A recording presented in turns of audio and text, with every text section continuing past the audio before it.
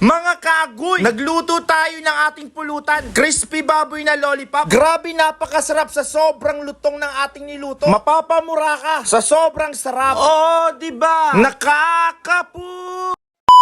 Umaga pa lang mga kagoy, pumunta na ako ng palengke namin para bumili ng pork belly. Bumili ako ng 7 piraso na pork belly. Nagkakahalagang 420 pesos. Dahil kilante roast na ako bumili, ibinigay sa akin ng 400, naka-discount ulit tayo. After bumili ng baboy, bumili na rin ako ng sibuyas at bawang. At mga ilang rekado na gagamitin natin sa pagluluto natin ng crispy baboy na lollipop. Nung pagka-uwi ko nga na bahay namin mga kagoy, agad ko nang nilinisan tong ating pork belly. Kung hindi nyo pa ito natatry mga kagoy, subukan nyo tong crispy lollipop ng baboy. Para ka lang din naman naglo-lollipop, kaso yun nga lang, yung lollipop natin ay nakaka-high blood at nakakamatay. Pero bagay na bagay sa ating inumin. Yung inumin natin kasi mga kagoy, talagang mahihilo ka. Ang ginawa ko muna, pinaikik ko muna ng maigi. Para kapag ipiprito natin to tuyo. Bago pala natin to pakuluin mga kagoy, inayos ko muna siya tag-isa-isa. Ilang gagawin muna natin dito ay tutusukin muna natin ito. Ang pagtutusok pala natin dito mga kagoy, yung kahawig ng lollipop, tutusukin lang natin yan hanggang mag-form siya ng bilog. I-roll mo lang yan tapos tutusukin mo lang ulit. Isa sa mga pinaka-perfect na pulutan kapag kasama mo ang partner mo. Kung papansinin nyo parang ang hirap pero madali lang gawin to. Bali ganito palang kalalabasan ng pork belly natin. Nagmukha na siyang lollipop. Kapag nakagawa na tayo ng marami, agad-agad din natin ilalabas yung ating kawali. Bali una pa natin gagawin dito ay pakukulin muna natin ito. Bali naglagay na pala tayo dito ng tubig na wasa. Pupunin lang natin ito at hihintayin lang natin itong kumulo. At habang kumukulo nga ito mga kagoy, naghiwa muna tayo ng mga kakailanganin natin tulad ng sibuyas, bawang, at iba pa sa paggamit ng pagpapakulo sa ating pork belly. Bago maging crispy kasi ito mga kagoy, kailangan mo natin pakuloyin ito ng mga 30 to 1 hour. Kumuha na rin ako ng paminta natin, dahon ng laurel at asin. At saka ilalagay naman natin yung ating lollipop sa ating pinainit na tubig. Para lang tang sumasayaw. Di ba kadalasan mga kagoy sa mga manginginom katulad ko, kapag wala ng pulutan, ang kadalasan na pinupulutan natin yung lollipop na tagpipiso. Ganun ba kayo mga kagoy? Kasi ganun daw kapag wala ng pulutan sa table. Nagpapabili na lang ako ng lollipop sa kanto para gawing pulutan. Pagkalagay nga natin sa ating lollipop, inilagay ko na nga yung tanglad na pampabango at pangpasarap sa ating pakukuluan. At nilagay ko na rin yung mga papatanggal langsa para sa ganun ay matanggal yung ransa ng ating baboy. Hihintayin lang natin ito ng mga 30 to 1 hour hanggang lumambot ito mga kagoy. Ito pa lang magiging perfect na kapartner ng ating crispy lollipop na baboy. Ito yung palagi natin brand, yung Alphonso napakamahal. Kahit mahal siya, mamahalin at mamahalin ko pa rin yun. Kahit tumaas pa yung presyo niya. Eh habang kumukulo nga yun mga kagoy, gumawa muna tayo ng sausawan natin. Ang magiging sausawan pa natin mga kagoy, dalawa. Yung una yung sukang maraming sibuyas, bawang, sili na red at sili na green. Mas maganda sa sausawan natin kapag maraming sibuyas at bawang. At syempre hindi mawawala ang ating siling pampaanghang. Ito sa pinaka-quality sausawan na gagawin natin. Nung binalikan nga natin yung ating pinapakuluan, lumabas na yung kaluluwa niya. Ayun, ang daming kaluluwa ng ating pinapakuluan. Bali hindi ko na pala tinanggal yan, hinayaan ko na lang pala dyan. At binaliktad tag-isa-isa yung lollipop natin para maluto naman yung nasa ibabaw. After 30 minutes and 1 hour mga kagoy, panigurado luto na tong ating pork belly. Maya-maya magiging malutong na to. Balang ginamit pala natin dito na suka ay Silver Swan. Naglagay lang naman tayo ng isang pakete dito. Sakto lang pang sausaw sa 7 pork belly. Para mas lalong quality ang ating sausawan, naglagay na rin ako ng sili na red. At kung umabot ka nga sa video ito mga kagoy, pakicomment naman kung anong oras mo napanood tong aking vlog para alam ko kung anong oras mo napapanood ito. Syempre tatanggalin muna natin ito sa pinagpakuluan niya. At saka nilagay muna sa malinis na lalagyanan. Dahil patutuin muna natin to at titimplahan muna natin ito. Bali asin lang palang ilalagay natin dito sa ating pork belly na lollipop. Maya-maya magiging crispy lollipop na ito mga kagoy. After na nga matimplahan at matuyo yung ating crispy na lollipop, agad ko nang nilabas yung ating talyasi para maumpisa na natin ito maluto. Naglagay na rin na pala ako dito ng maraming mantika para yung lollipop naman ay lubog na lubog kapag ipiprito natin siya. Bago pala natin ito ilalagay, pinainit ko muna ito ng 5 to 15 minutes bago ilagay itong ating lollipop. Mga kagoy, kapag maglo-lollipop kayo, iwasan nyo naman yung matamis. Subukan nyo naman paminsan-minsan yung nakaka-high blood para sa ganun ay maiba naman yung lollipop nyo. Baka masobrahan kayo sa tamis, magkaroon pa kayo ng diabetes. Pero kapag sinubukan mo naman to, isang araw ka lang naman mahihilo. Pero dapat nakaredy ang Losartan o Neo Black para iwas high blood agoy. Hay nako, akala ko nga mga kagoy, okay na to. Ang hirap talaga magprito ng baboy. Eh lalong-lalo pa kapag ganitong senaryo.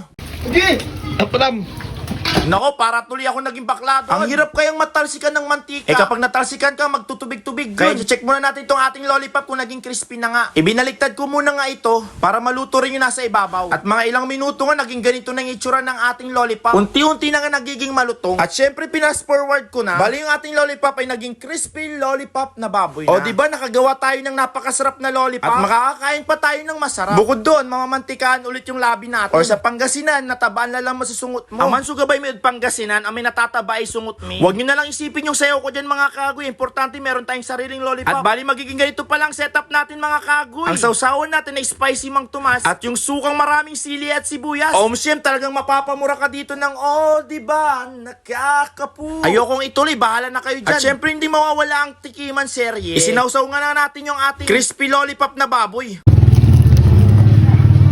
Ay na, sobrang luto. Grabe, sobrang sarap. Try naman natin sa spicy Mang Tomas. Kulang na lang talaga kanin, hindi na Alfonso. Siyempre dahil 35 tayong manginginom, Alfonso ang ating gagamitin. Ipapartner pala sa ating pulutan. Sige na nga, hintayin ko pa yung mga kaibigan ko. Maraming salamat sa panonood. Bye-bye, agoy!